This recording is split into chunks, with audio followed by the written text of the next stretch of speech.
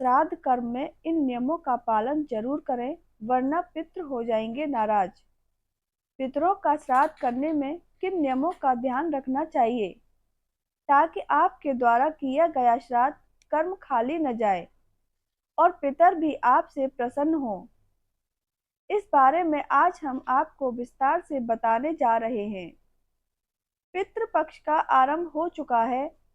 ऐसी मान्यता है कि पितृपक्ष में पितृगण देवलोक से पृथ्वी लोक पर आते हैं और अपनी संतानों को सुखी और संपन्न रहने का आशीर्वाद देकर पितर अमावस्या के दिन वापस देवलोक चले जाते हैं।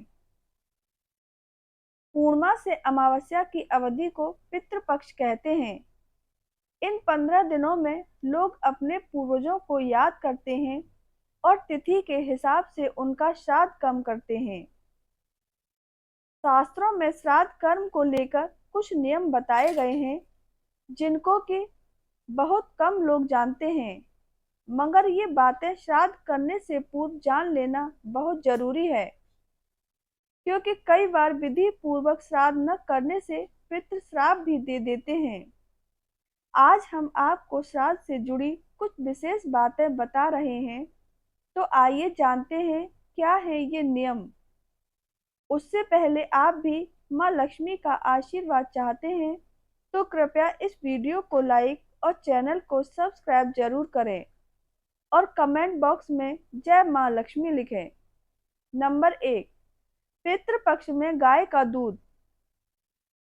श्राद्ध कर्म में गाय का घी, दूध या दही काम में लेना चाहिए। यह ध्यान रखें कि गाय को बच्चा हुए 10 दिन से अधिक हो चुके हों। 10 दिन के अंदर बछड़े को जन्म देने वाली गाय के दूध का उपयोग श्राद्ध कर्म में नहीं करना चाहिए। नंबर 2, पितृपक्ष में चांदी के बर्तन। शास्त्रों में बताया गया है कि पितृपक्ष में अपनी क्षमता के अनुसार चांदी के बर्तनों का प्रयोग जरूर करना चाहिए। अगर आपके पास सभी बर्तन न हो तो कम से कम चांदी के गिलास में पानी जरूर देना चाहिए। ऐसी मान्यता है कि पितृपक्ष में चांदी के बर्तन में पानी देने से पितरों को अक्षय तृप्ति प्राप्त होती है। भोजन के बर्तन भी चांदी के हों तो और भी श्रेष्ठ माना जाता है। नंबर 3, पितृपक्ष में भोजन परोसने के नियम। पितृपक्ष में ऐसी मान्यता है कि श्राद्ध कर्म के वक्त ब्राह्मण को भोजन करवाते समय परोसने के बर्तन दोनों हाथों से पकड़ कर लाने चाहिए। एक हाथ से लाए गए पात्र से परोसा हुआ भोजन राक्षसों को जाता है। नंबर 4, मौन रहकर करें भोजन। शास्त्रों में उन ब्राह्मणों को लेकर भी यह नियम बताया गया है जो श्राद्ध कर्म का भोजन ग्रहण करते हैं। इसके अनुसार ब्राह्मण को भोजन मौन रहकर एवं व्यंजनों की प्रशंसा किए बगैर करना चाहिए, क्योंकि पितर तब तक ही भोजन ग्रहण करते हैं जब तक ब्राह्मण मौन रहकर भोजन करें। नंबर 5, पितृपक्ष में चतुर्दशी पर भी करें इनका श्राद्ध। जो पितृ शस्त्र आदि से मारे गए हों उनका श्राद्ध मुख्य तिथि के अतिरिक्त चतुर्दशी को भी करना चाहिए। इससे वे प्रसन्न होते हैं। श्राद्ध गुप्त रूप से करना चाहिए। आपके द्वारा किए गए पिंडदान पर किसी और की दृष्टि नहीं पड़नी चाहिए। नंबर 6, दूसरों की भूमि पर न करें श्राद्ध। पितृपक्ष में अपने पूर्वजों का श्राद्ध सदैव अपने ही घर में या फिर अपनी ही भूमि में करना चाहिए। दूसरे की भूमि पर श्राद्ध नहीं करना चाहिए। वन, पर्वत, तीर्थ स्थान एवं मंदिर दूसरों की भूमि नहीं माने जाते हैं, क्योंकि इन पर किसी का स्वामित्व नहीं माना गया है। अतः इन स्थानों पर श्राद्ध किया जा सकता है। नंबर 7, पितृपक्ष में श्राद्ध में इनको भी जरूर बुलाएं। शास्त्रों में श्राद्ध कर्म को लेकर ये नियम भी बताए गए हैं कि जो लोग पूर्वजों के श्राद्ध में ब्राह्मण के अलावा एक ही शहर में रहने वाले अपनी बहन, दामाद और भांजे को नहीं बुलाता, उसके द्वारा किए गए श्राद्ध का अन्न पितर ग्रहण नहीं करते। नंबर 8, याचक को भोजन करवाएं। पितृ पक्ष में श्राद्ध करते समय यदि कोई भिक्षुक आ जाए तो उसे आदर पूर्वक भोजन करवाना चाहिए। जो व्यक्ति ऐसे समय में घर आए याचक को भगा देता है, उसका श्राद्ध कर्म पूर्ण नहीं माना जाता और उसका फल भी नष्ट हो जाता है। नंबर 9, शाम के समय न करें श्राद्ध।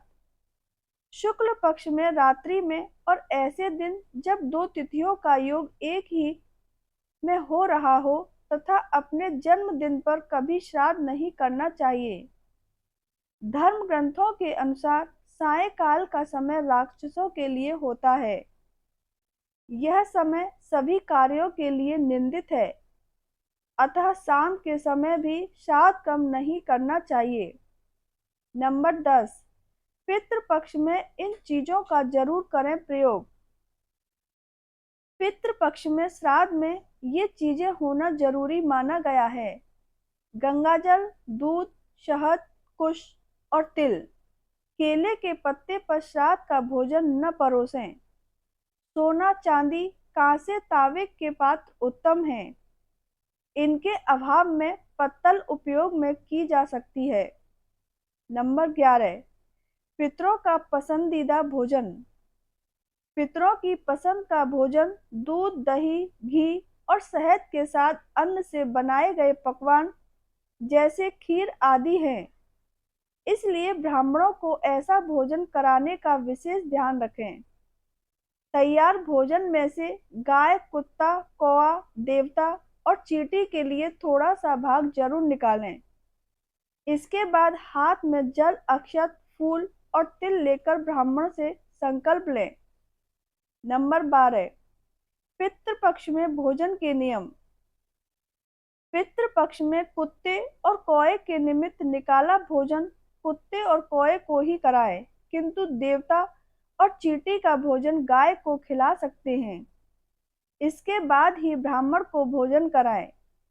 पूरी तृप्ति से भोजन कराने के बाद ब्राह्मण के मस्तक पर तिलक लगाकर यथाशक्ति कपड़े, अन्न और दक्षिणा दान कर आशीर्वाद पाएं। नंबर 13, भोजन के बाद ऐसे विदा करें। ब्राह्मणों को भोजन के बाद घर के द्वार तक पूरे सम्मान के साथ विदा करके आएं, क्योंकि ऐसा माना जाता है कि ब्राह्मणों के साथ साथ पितर लोग भी चलते हैं। ब्राह्मणों के भोजन के बाद ही अपने परिजनों, दोस्तों और रिश्तेदारों को भोजन कराएं। वीडियो को एक लाइक और चैनल को सब्सक्राइब करना न भूलें और वीडियो के अंत तक बने रहने के लिए धन्यवाद।